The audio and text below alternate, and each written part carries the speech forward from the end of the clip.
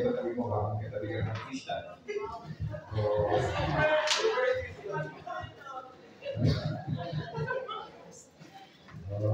Giniginaw.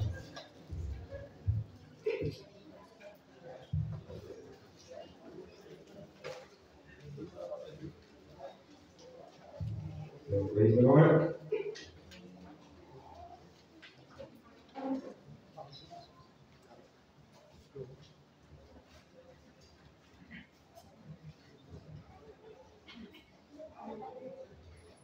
So ako nagpapatuloy po tayo sa ating pong pag-aaral sa tema na Jesus is God. At nasa pang-apat na linggo na tayo. And I hope, na pang-apat na linggo pa lang natin pinag-aaralan ng patungkol po sa deity o divinity ng Panginoong Jesus. Of course, throughout na sa ating sama-sama, ay napag-aaralan natin ang divinity ng ating Panginoong Jesus, the second person. Before I go po sa aking pupuntahin, let's have a quiz. So, surprise quiz. So, kuha kayo ng inyong pen at papel. If you have none, your cell phone, then you answer this. So, meron dito ang 4 na tanong, at ito ay 10 points. Sumagot tayo, 10. So, sige, paki-flash. Slide. So, yan ang title ng thesis natin, Church of God. So, pero bago tayo pumisahe, isa pang quiz. So, ayan, isagot. So, number 1, give 3 passages, of course, in the scripture, in the Bible, where we can find na pinapahayag na si Jesus ay Diyos. So, sulat ka dyan. You just write in yung book, say John, chapter, and verse. Walang kopyahan, ha?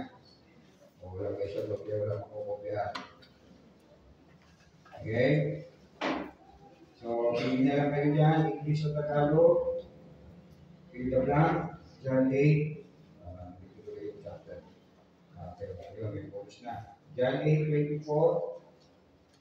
So, sinabi ko sa inyo blank, kayo sa inyong mga kasalanan, kung di kayo maniniwala blank, mamamatay kayo sa inyong mga blank. Gusto nyo naman yung test, I told you that you would blank, if you sin, or unless you believe that blank, you will believe that blank, you will die in your blank.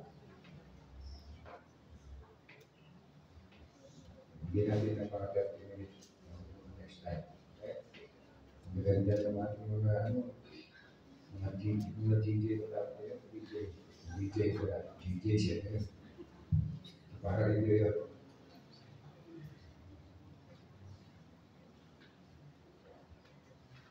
Okay, maraming mga tayo yung sagot. Next time na. So, bakit? Napakahalaga ng pag-aaral kung gusto pagka-Diyos ng Panginoong Jesus. So, multiple choice, A, B, C, or D. A, dahil marami ang nagpapanggap ng Kristo. B, dahil marami ang mangangaral ng ibang Kristo. C, dahil nakasalalay ang kaligtasan ng sinuman. And letter D, o tama ang lahat. Ikaw lang kung English na kami, Tagalog na all of the above eh. So, lahat sa taas. Okay, wala kayo. Number 4, fill in the blank ulit. Fill in the blank. In the beginning was the blank. And the word was with blank. And the word was blank. Hindi naman Tagalog. Pasimula yung naroon na ang blank. Ang salita ay kasama ng blank. At ang salita ay blank. So, bahala na kayo mag-check yung paper, kung kayo papasa sa akin. So, I hope, pag uwi nyo sa bahay, may check, pag uwi nyo sa bahay, tama kung may mali. Sabi nga ng Bible, tuhanan ang papalayat sa iyo. Kung you have to have the truth, kung you have to set it free. Okay, punta tayo sa ating text. Sa Gawa chapter 20, verse 28. Again, the title of this message, The Church of God. If you like, COG. Gawa chapter 20, verse 28. Ingatan ninyo ang inyong sarili at ang buong kawan na inilagay ng Espiritu Santo sa inyong pangangasiwa. Pangalagaan ninyo ang Iglesia ng Diyos na kanyang tinubos sa pamamagitan ng dugo ng kanyang anak. Kung ang Bible mo ay mabuting balita ng Biblia, mapapansin ninyo merong footnote dyan sa baba. Q 28. Small letter Q, tapos verse 28. Dugo ng kanyang anak o kaya'y kanyang sariling dugo. So it can be translated as dugo ng kanyang anak o kaya'y ang kanyang sariling dugo. Sa ESV, English Standard Version, pay careful attention to yourselves and to all the flock in which the Holy Spirit has made you overseers, to care for the church of God, which He obtained with His own blood. Tingnan muna natin yung kaganapan ng tulad natin dito surrounds the text. Yung text ng verse 28. Again, dapat mabuting balita Biblia ang hawak mo. No? Nakita ninyo, about verse 17, mayroong subtitle, ang pamamahalang ni Pablo sa mga pinuno ng Iglesia sa Efeso. I'm telling you this, no, because that could help us na para ma-interpret na maunawaan natin kung ano ang nangyayari. So, by reading that subtitle, magaling na natin maisip, could have a hint na gana na, okay, si Pablo dito, kausap niya ang mga pinuno ng Iglesia ng Efeso. Again, so somehow, may sa idea na what's going on, kausap ni Pablo ang mga elders, mga pastors ng Iglesia sa Efeso. Sa verse 17, ito mababasa natin, mula sa Mileto, itinatawag ni Pablo ang mga matatandang pinuno ng Iglesia na nasa Efeso. So, it tells us, si Pablo ay nagtatawag ng meeting with mga matatanda ng pinuno ng Iglesia sa Efeso. So, these are elders, pastors, namamahala, ng siwa, overseer ng church sa Efeso. At ito ay pamamaalam ni Pablo sa kanila. Dito mababasa natin sa verse 22.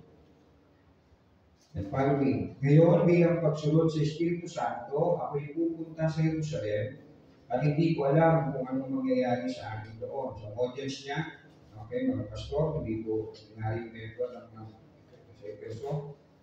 Ang tanging nalalaman ko ay ito, binalaan ko ng Espiritu Santo na pagkabilanggo at kapighatian ang naghihintay sa akin sa bawat bayan na daanan ko. Let us pause. Imagine yourself kung ikaw si Pablo. Going to Jerusalem, sabi ng Holy Spirit sa iyo, sa lahat ng bayan na dadaanan mo, mula dito papunta sa Jerusalem, meron pagbabanta sa iyo. Mahali ka pabigat ko o mamatay. Tuloy ka pa ba? Verse 24, subalit walang halaga sa akin. Subalit walang halaga sa akin ang aking buhay. Magawa ko lamang ang aking tungkulin at matapos ang gawain tinanggap ko mula sa Panginoon Jesus. Ang pagpapahayag ng magandang balita tungkol sa gandang loob ng Diyos para sa tao. Verse 24 describes kung anong buhay ng Kristiyano. Ang buhay ng Kristiyano ay gawin, tundin ang kalooban ng Diyos, whatever it takes. Ginhawa o sakit man. So you assess yourself bilang mananampalataya. Gaano karami mga ginawa natin na kalooban ng Diyos na ang iba doon ay nagbigay sa akin ng sakit. Ang iba naman doon ay nagbigay sa akin ng ginhawa. Kaya ang pagsunod sa Diyos ay hindi lamang puting hawa ang dinutulog. Minsan may mga sakit, minsan may mga hirap, Alam natin, kung sa panahon natin nangyayari yan, maraming mga Kristiyano makulong, maraming mga Kristiyano pinahihirapan, maraming Kristiyano pinupugutan ng ulo, kaya dahil sa kanilang proportion sa Panginoon. Verse 25, nakisilamuha ako sa inyo habang nangangaral tungkol sa kaharian. Ngayon alam kong hindi ninyo ako makikita muli. So tayo imagine yung sabihin natin, yung ambience, o yung tono, yung nararamdaman ng mga tao, ng mga elders na ito, ng mga pastor ng universo, habang sinasabi ito ako. Pinatawag ko kayo, totoo, hindi na tayo makikita rin sa muli. And then sa last three verses ng chapter 20, ito mababasa namin, pagkasabi nito, lumuhod si Pablo at nanalangin kasama nila. Silang lahat ay umiyak na yumakap at mali kay Pablo. Labis nilang ikinalungkot at kanyang sinabi siya hindi na niya muli makikita at siya inibig nila sa barko. So ito ay huling tagpo nila at huling pamamaalam ni Pablo sa kanila. Now, yung text po natin, sandwich, itong sinabi ni Pablo sa kanila, ang kanyang abiling sa mga matatanda ng iglesia. Verse 28 again, ingatan ninyo ang inyong sarili at ang buong kawan na ilagay ng Espiritu Santo sa inyong pangangasiwa. Pangalagaan ninyo ang iglesia ng Diyos na kanyang tinubos sa pamamagitan ng dugo ng kanyang anak. Pay careful attention to yourselves. It may sound like parang makasarili. Dahil sabi ni Pablo, before your church, before your flocks na nagtatiwala sa inyo ng Diyos, ingatan ninyo ang inyong mga sarili. Of course, this doesn't sound selfishness, hindi ito pagiging makasarili, kundi bilang mga tagapangasiwa ng kawan ng Diyos, ng flocks ng Panginoon, dapat at marapat na hinahanda niya ang kanyang sarili para magampanan niya ang kanyang gampanin bilang tagapangalaga ng kawan ng Diyos. At ako, dalawa sa pangunahing paghahanda ko ng pastor ng church, ang pag-iingat ng pastor sa kanyang sarili ay ang pananalangin at ang pag-aaral ng salita ng Diyos. Pananalangin at pag-aaral ng salita ng Diyos. Ang mga salita ito ni Pablo sa verse 28, connected sa verse 29. Kung sabi niya sa verse 29, alam kong pagkaalis ko'y magsisipasok ang magbabangis na asong gubat at walang patawag nilang lalapain ang kawan. Mula rin sa inyo'y may lilitaw na mga taong may sasalita ng kasinungalingan upang mahikayat na sumunod sa kanila ang mga alagad. Kaya mag-ingat kayo, verse 31.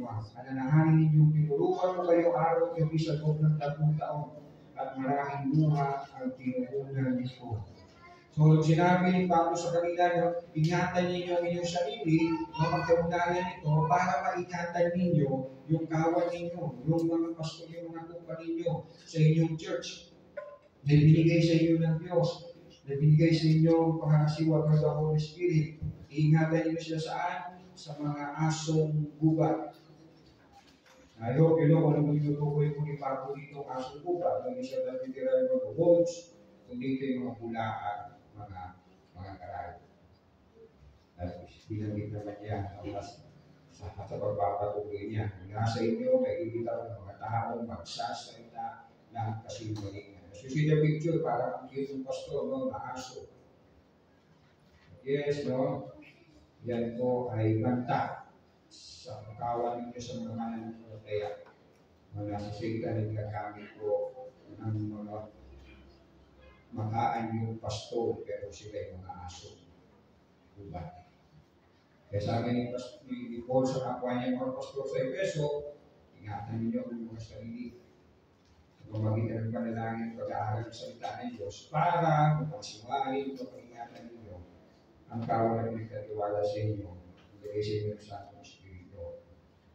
So yes, ang paghahanda, pag-iingat ng mga pastor ay pananalangin at pag-aaral ng salita ng Diyos para mapaghandaan ang mga asong gubat, false teachers, mga nagdadala ng pula ang aral, at sabi pa nga ni Pablo, mula rin sa inyo ay may bibitaw ng mga tao magsasalita ng kasinungalingan. Within the church, sabi niya, within your church, doon lalabas ang mga asong gubat. At yes, si Pablo mismo nakaranas nito. Sa 1 Timothy chapter 1, ito sabi niya, unang Timoteo, kabanatang 1. 1 Timothy chapter 1, simula verse 18. 1 Timothy chapter 1, 18 to 20. Timoteo, anak ko, mga bagay na ito ay tinatagubilin ko sa iyo ayon sa mga pahayag na sinabi tungkol sa iyo upang sa pamamagitan ng mga ito. Sa pamamagitan ng ito ay makipaglaban ng mabuti. Taglay ang matibay ng pananampalataya at malinis na budhi. May mga tao hindi sumusunod sa kanilang budhi. At dahil dito ang pananampalataya nila ay tulad sa isang barkong nawasak. Kabilang sa mga iyon, sina Himeneo at Alejandro, may pinagbayag mula sa kapangyarihan ng Satanas upang turuan sila buwag ng kapastakan sa Diyos. Nakasama nila ito. Ikaw na, nagdalala mula ang aral. Sa 2 Timothy chapter 2, pangalawang Timoteo, kabanatang 2, talata 12 hanggang 18. Ang mga salita nila ay parang galubinan na kumakalat sa katawan. Kabilang sa mga nagturo ng ganito ay sina Himeneo at Fileto.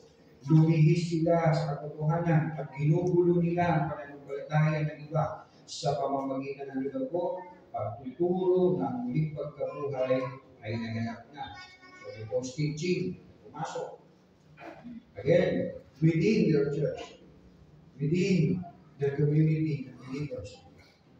So yes, ang pangunahing kampanya namin, kung mga pastor, ang ingatan ng aming sarili sa mga asong gubat, sa pamamagitan po ng pananalangin at pag-aaral ng salita ng Diyos, para naman magawaan namin na kayo na pinagkatiwala sa amin dito sa pagkasiwahan, kaya maingatan namin kayo laban sa mga asong gubat. Kaya po, yung pagdalo po ninyo sa gawain kung saan pinapangalan po natin ang salita ng Diyos, ay napakahalaga. Napakahalaga po, nandyan po kayo, dahil we are here to teach, to preach ang salita ng Panginoon, ang mga ng salita ng Diyos, dahil nandyan ang banta ng asong gubat. At po, don't just expect na tinuturo lamang namin sa inyo, dapat mga practical na bagay yan, mga aral, let's not talk about doctrine, as we used to hear, sinasabi, doctrine divides. Pero yes, we have to see, dapat tingnan na ang mga katuruan, mga doktrina, ay very practical and relevant po sa araw-araw ng buhay natin bilang mga mananampalataya. Hindi po ito just get knowledge. Hindi po ito natusin, Jesus is God, paano ko ito may apply sa buhay. Remember, honestly, ginawa ko po ang series sa subject 3 times. Ako'y nag-aaral sa UE as ECE. First semester ko, first year ko, Jose Rizal. And then, ginawa ko ulit yung pangalawang pagkakataon, bagsak. Then, pangatlong pagkakataon, 3. Kasi hindi ko ma-reconcile ito para ko sa buhay. Kailangan ko matutunan ng buhay ng isa. But I hope, when we talk about doctrine of epistemology, ang katuruan patungkol kay Kristo, makita natin yung relevance nito sa araw-araw natin ng buhay. Bilang mga mananampalataya. You may ask, ano pastor ang connect nito sa buhay ko? Gamit ko kapraktikal. We are studying about Jesus is God. Kaya nga ito sa inyo, tulog na. Well, very relevant, very practical ito. Kasi imagine kung hindi mo alam ang biblical Jesus.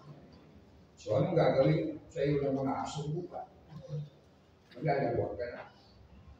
Madali ka nila makapaniwala kasi wala kang foundational truth, wala kang foundational na kaalaman o sa katotohanan patungkol sa pagkadiyos ng ating Panginoon Jesus. Again, nandiyan ang mga hulaan, mga taray. Another significance or relevancy ng pagtuturo about Jesus is God ay nagbibigay sa iyo ng katiyakan ng kaligtasan dahil nagligtas sa iyo ay hindi tao lamang, kundi Diyos. Can you say amen? Another relevancy ng pagtuturo about Jesus is God. This could guard your heart na hindi ka maging palalo, na hindi ka maging mayabang kung ano parating mo sa buhay. Dahil alam mo si Jesus siya, pagkamat ay Diyos, ay nagpakababa ng kanyang kaibig at naging masuloy ng nandun sa krus. So, I can think about anong dahilan para ako mayabang, anong dahilan para ako ng mga title sa aking balita para kung malaki. Kung ang Jesus nga na nakakataas ng Diyos, pinakamataas sa lahat ng pangalan, lahat ng buhod, nilulod sa Kanya, lahat ng langit, pagpahayag niya sa ito. So, I have no guts para magmalaki. Another relevancy ng pagtuturo about Jesus God, it gives you assurance na may nagmamahal sa iyo ng gayon na lamang. Dahil binigay ng Diyos ay hindi anghel, hindi ang kanyang kaisa-isang bukong anak na si Jesus. At si Jesus man ay binigay niya ang kanyang buhay o hindi nakikita lang siya, wala siyang magawa, ibulak siya ng tatay niya, binigay niya ito ng may pagmamahal. Greater love is the one that is not another, that He gave His life for a friend. So yung mga nag-iisip-isip, wala nagpapahal sa akin. Think about Jesus is God. Wala kang mahal sa akin kasi basura lang ako, kasi mahirap lang ako, kasi wala akong pinag-aralan, kasi maliit lang ako. No? Kaya sabi ko, think about Jesus God.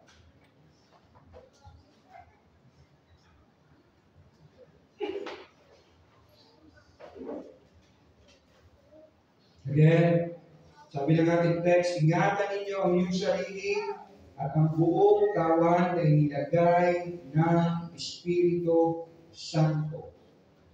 Ganito karelevan, ganito mahalaga.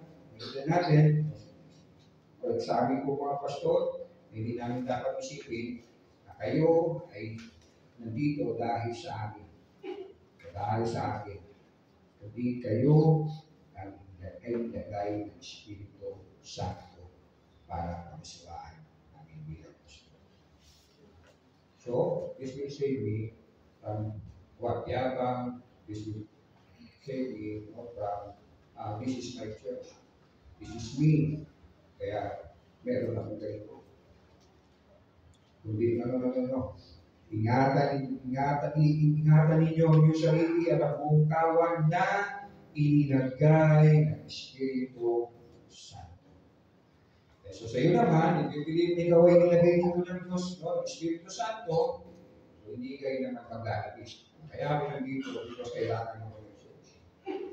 Kaya ako nandito, kasi paano kung wala ako dito, kawawa ako. Kaya ako nandito, pero, no, napakahalaga ko dito pag wala kayo. No, you will say to yourself, ay hindi. Nilagay ako ng Espiritu Santo.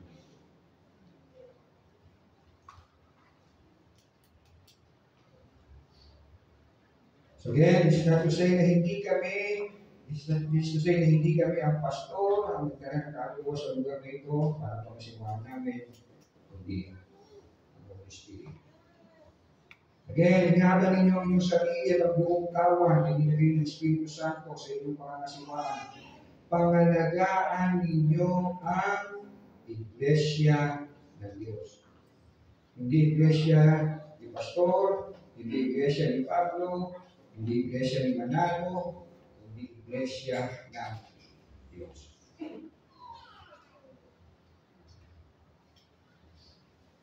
At hindi lang Iglesia ng Diyos, sabi pa, na Kanyang tinubos, tamed, purchased, acquired with His own blood.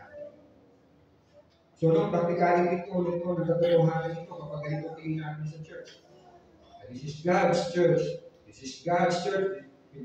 Tinubos niya ito ng kanyang dugo. Ang Holy Spirit ang nagdagdag sa akin dito.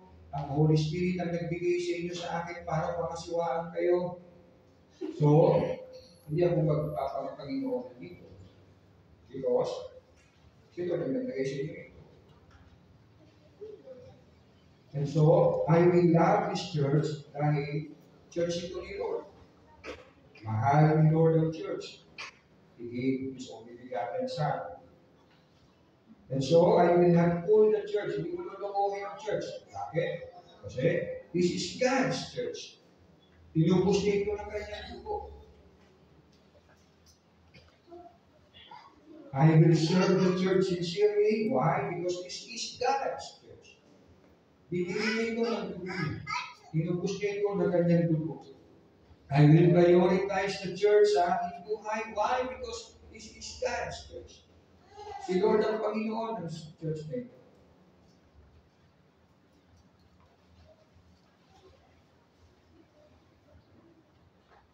So napakahalaga na tama kung pagkaintindi natin na ayon sa salita ng Diyos ang pagtingin natin sa church.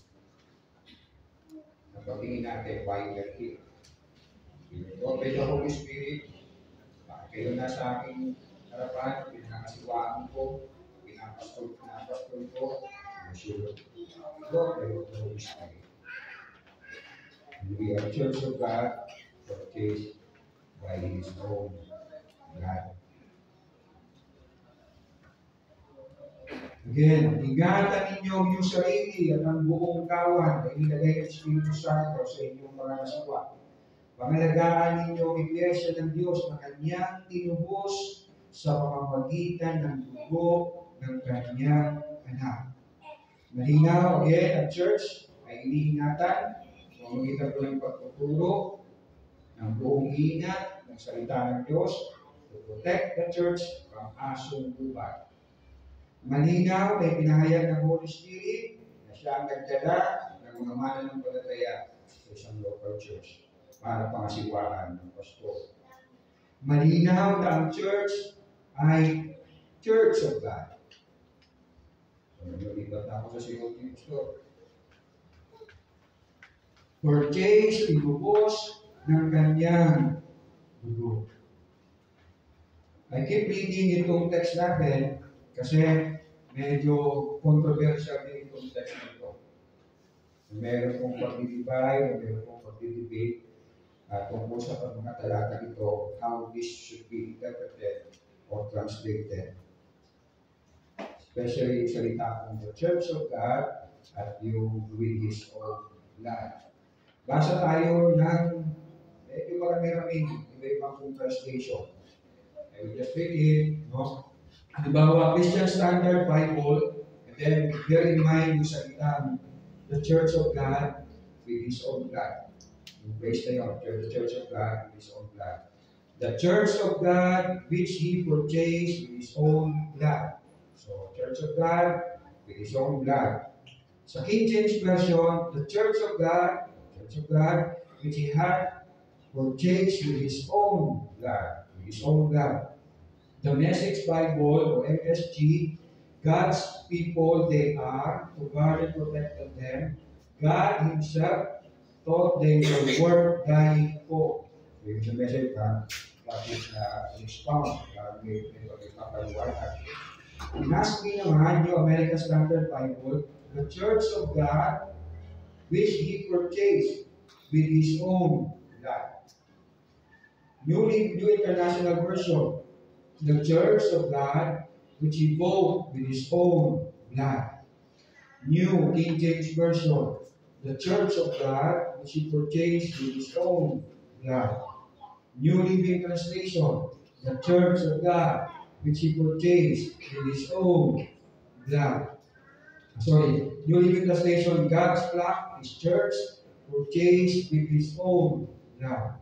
So far sa mga binasa po natin, Church of God, Church of God, Church of God, His own God, His own God, His own God. New Revised Standard, the Church of God that He obtained with the blood of His own Son. With His own Son.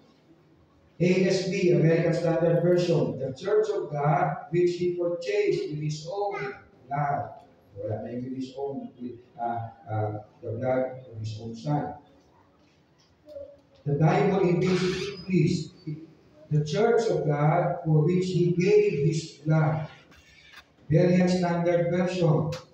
Siguro, ito sa Berean Believer. Remember na, tapos ko po mga aral, umuwi sila sinusuri ko yung aral ni Pablo. Inaayos sa time. The church of God which he purchased with his own blood. Common English Bible. God's church which he obtained with the death of his own son. Of his own son, dalawa ng version. The complete Jewish Bible, God's Messianic community, which he won for himself at the cost of his own son's blood. The Darby translation, the assembly of God, which he has purchased with the blood of his own. Sa Good News translation, the church of God, which he made his own through the blood of his son. Hebrew Names Version, the assembly of the Lord and God, which he purchased with his own blood. Jubilee Bible 2000, hindi Jollibee ha. Jubilee Bible 2000, the congregations, the ecclesia all at once of God, which he has purchased with his own blood. Third Millennium Bible, the church of God, which he had purchased with his own blood. Tinde, the Bible English Bible, the congregation of God, which he has purchased with his own blood. Whitefield, the church of God, which he had purchased with his blood. Sinama ko nito para makuha yung mga yun. Huge literal translation. The assembly of God that he acquired through his own blood. So you can observe, church of God, church of God, church of God, his own blood, blood of his son. Ito na. George Lamsa Translation. Itong George Lamsa Translation, ito yung unahing Gusto translation ng mga IMC o ng Iglesia ni Cristo. Take heed therefore to yourselves and to all the flock over which the Holy Spirit has appointed you overseers to feed, and ito sabi ko, the church of Christ. So, in the church of God, church of God, church of God, COG, COG, COG, yan yung IMC. Okay? To be the church of Christ which he has purchased with his blood. We'll talk more about that mamaya. Pero yung sabi naman ng New World Translations, ito naman yung Bible for Jehovah's Witness. Sinasabi, tatlo lang ito na nag-translate, gumawa itong New World Translation, tatlong tao lang.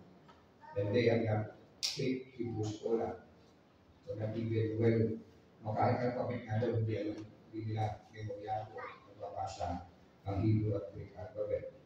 Ito naman sabi nila, pay attention to yourselves and to all the flock among which the Holy Spirit has appointed you overseers to shepherd the congregation of God, which he purchased with the blood of his own son.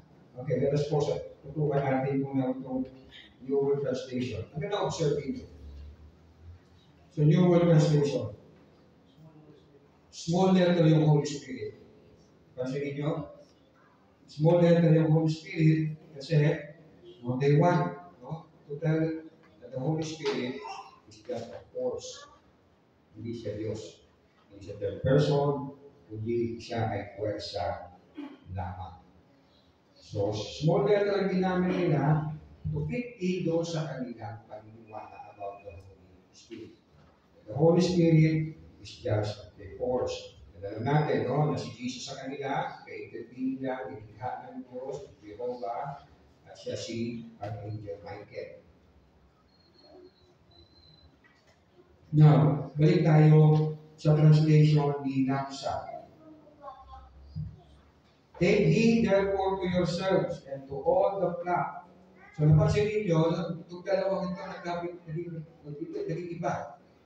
Why naging iba? Because to fit yung kanilang paniniwala. So Jehovah's Witness, they believe the Holy Spirit is just power. So sa IMC naman, they don't believe sila yung Iglesia ni Cristo.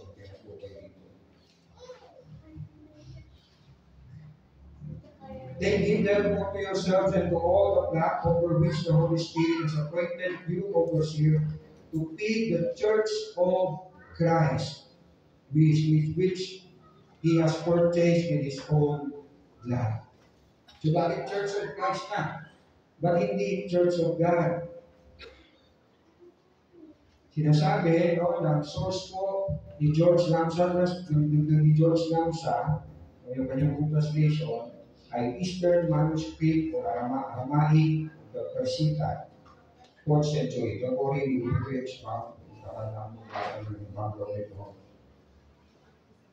Maliban no, sa kanyang source, ito ay may kaugnayan din sa kanyang paniniwala. Because he don't believe also that Jesus is God. He don't believe in Trinity. Kasi kung Church of God yan, which is, yes, Church of God, and then with His own blood, so mangyayari, di ba ang Diyos ay Espiritu? So bakit with His own blood? Wala namang dugo ang Espiritu. Wala namang katawan ang Diyos. So, katulad din ng Iglesia ni Cristo, they believe na si Jesus ay hindi po Diyos, so they take this translation. Ito ang tamang translation. Church of Christ, hindi Church of God. Ang problema, hindi ito consistent sa Bible. Halimbawa, they argue nga, no? Kung ito ay Iglesia ng Diyos, and then dugo ng Diyos, ang Diyos ay Espiritu, so paano nagkadugo? Paano ito nagiging consistent sa Bible? Kasi ang Bible, yes, nagsasabi, ang Diyos ay Espiritu, si Jesus na nagsabi niya, nagkaroon sa John chapter 4, kausap niya yung Samaritana. Pero sinasabi din ng Biblia na si Jesus ay Diyos na nagkatawang tao. So how we will reconcile that? We don't look it as politics. Kundi, we look it and believe na pareho katotohanan. So yes, katotohanan ng sa Espiritu, katotohanan din na si Jesus ay Diyos na nagkatawang tao. Hindi, Espiritu ay Diyos, tao siya, hindi siya Diyos. No? Kasi sinasabi, I hope, no, sa apat na linggo natin pag-aaral, marami tayong nabasa patungkol sa pagkakatawang tao ni Jesus. The exact is the exact representation of God. Okay, Wednesday, Pastor Abe, I believe, no?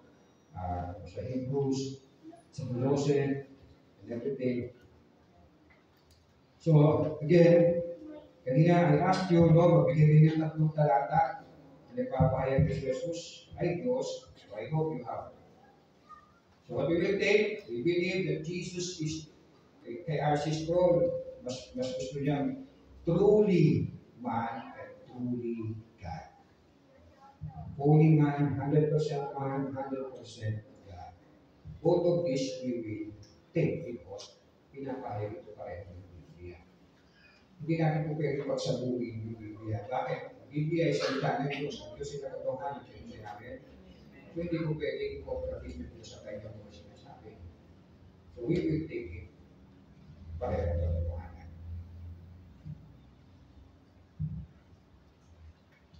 Again, consistent din po, no? Ang kanila pong interpretasyon na ito ay Church of Christ na para sa Iglesia, ang interpretasyon po ng Iglesia ni Cristo, kung sinasabi ko dito sa Acts 20:28 ay Church of Christ, ay sila yun. Na? Sila yun. Maganda. Kaya ba nila yun ang Iglesia ni Cristo? 1914. So, ito daw sinasabi sa Acts 20:28, sila ito, sa paano nangyari, 1914 na sila yung Iglesia ni Cristo. And when this happened, kaya ito sinabi, panahon ng mga apostol, verse 8. At yes, inconsistent sa Bible, no, sapagkat hindi lang natin mababasa ang Church of Christ If they take it as Church of Christ, diba, ang binigyan po natin sa Greek Bible po, ang ginamit ko na salita ay Theo, meaning God, hindi po Christos. Talagang literal translation is Church of God, hindi Church of Christ. Pero again, dahil gusto nilang ipitin doon sa kanilang paniniwala, ayan, mali ang translation na yan. Ang tama dyan ay Church of Christ. Basta tayo ng ilang mga talata sa Biblia, kung saan ang church, hindi po particular church, no, hindi mga local churches, tinawag na churches of God, mga iglesia ng Diyos. Halimbawa, Roma chapter 16, Roma 16, Roma 16:16, ngunit kung may gusto pa makipagtalo tungkol dito, ang masasabi ko ay ito, sa pagsamba, wala kami kaugalian, gayon din ang mga iglesia ng Diyos. Hindi iglesia ni Cristo.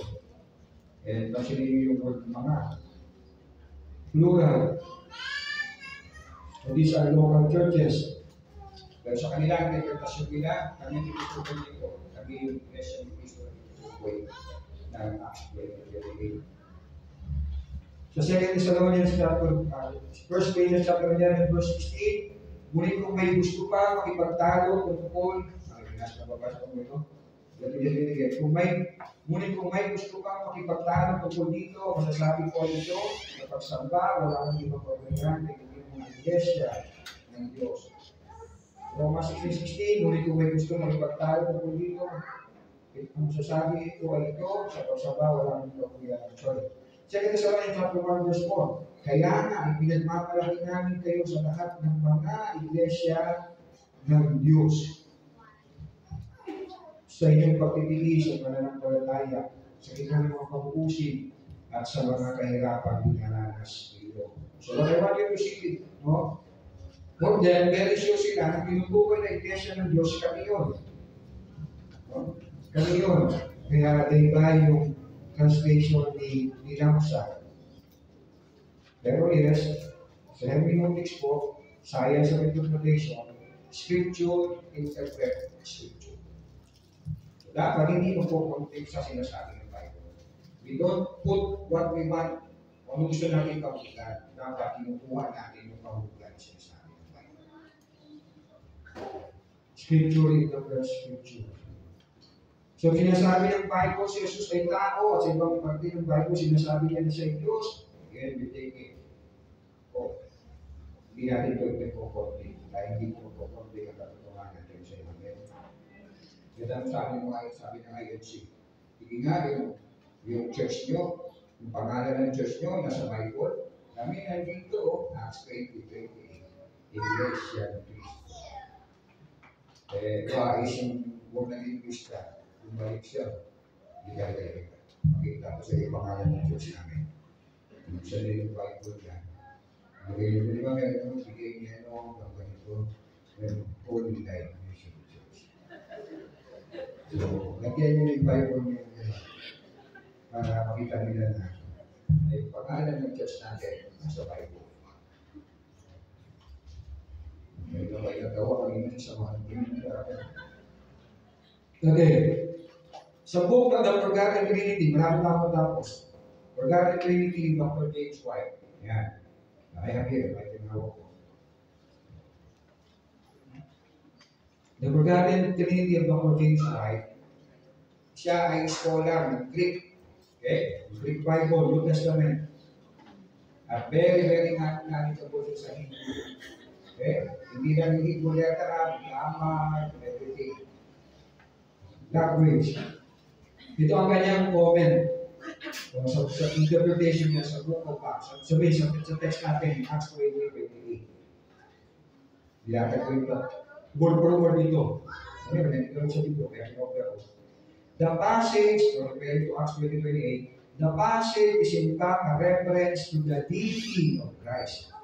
So yung Acts 20:28, kasihan ito, pinapahid ito ang pagka-Diyos ng Panginoong Jesus.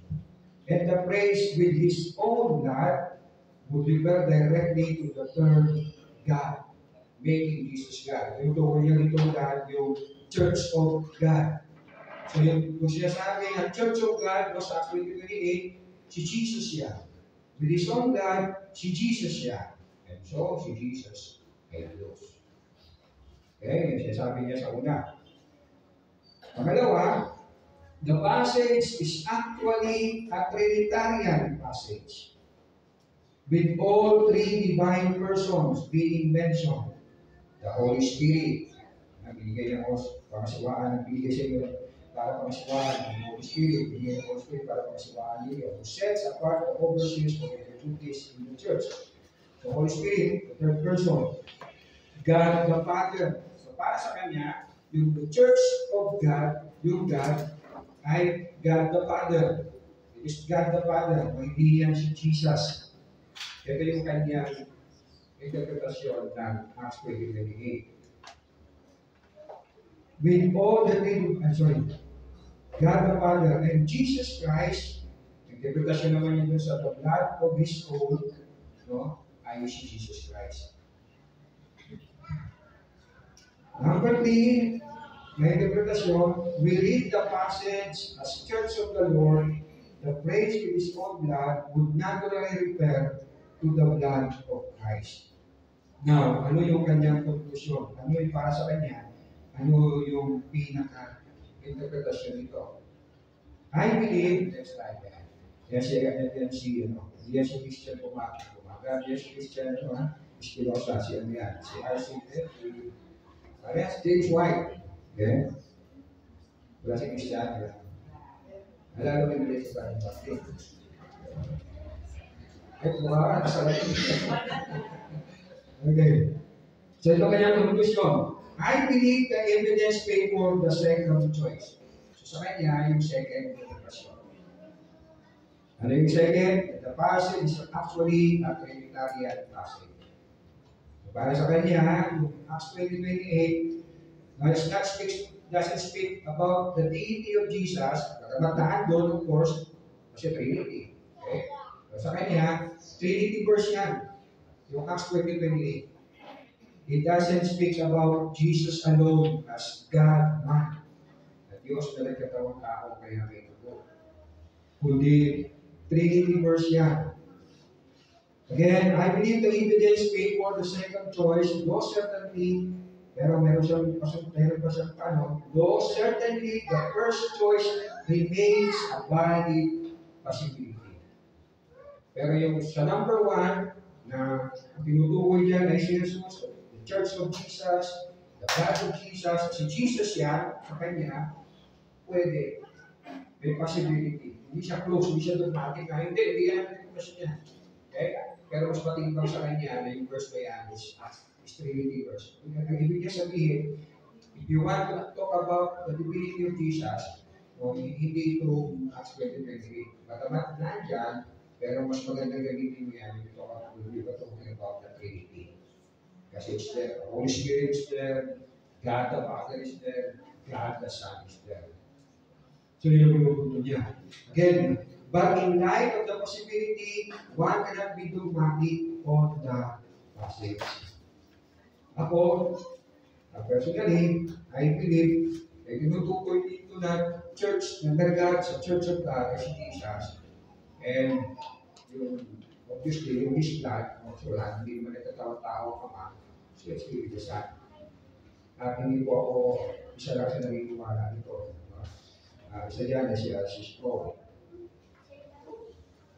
So I hope, sa pakikinig ninyo, maaaring napapakamot-kamot kayo ng ulo. But what I want you to see is, that's how we should understand the Bible. That's how we should interpret, that's how we should unawain ng Biblia. Hindi pagkabasa, huwag mo na isip natin ito, hindi na tayo sa puno ay pag-ibig. Kailangan, hindi siya magiging conflict sa mga sinasabi ko pagbahan nila sa Biblia. So for R.C. Sproul, kay James White, he's not denying o hindi niya tinatanggi na si Jesus ay Diyos. Kung may sinasabi niya, ang text na ito, Acts 20:28, nagpapahayag about the Trinity. The Father, God the Son, and God the Holy Spirit. So let me end. Anong relevancy nito sa buhay natin, sa ating pananampalataya? Ito nga itong pinapahayag sa atin, paano natin po i-interpret yung ginagawa at salita ng Diyos. Pinaaral. Na first Sunday ng September, I will be teaching about how to study the Bible. So, pangalawa, gaano ito kahalaga? Again, sabi ni Pablo, watch out for the book. Why ito? Maraming magulaan, mga totoo. So we really have to know the biblical Jesus. Sabi ni namin. Hindi pang daw, maraming pong salamat. Salamat Lord.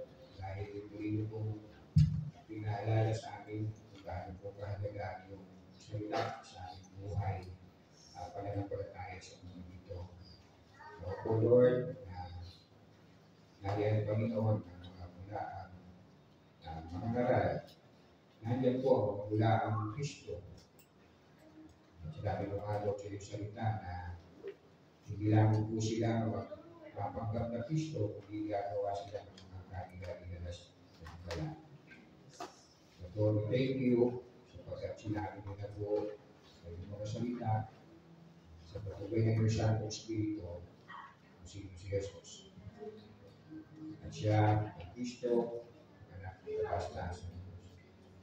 At siya ay Diyos, hindi nagkatawang tao, naging pag-ibig, mga binibigyan ng kaligtasan ng Panginoon. At salamat po, Panginoon. Lord, through your Holy Spirit, makita namin patuloy, Panginoon, ang kahalagahan at pagkakataon nito. Kaya sinabi mo, Panginoon Jesus, sa iyong salita, maliban, ilalagin yung huwag na muna, mamatay kayo sa inyong kasalanan. So, please, salamat po. Dahil po sa salita nito, for your glory, for your praise. In Jesus' name.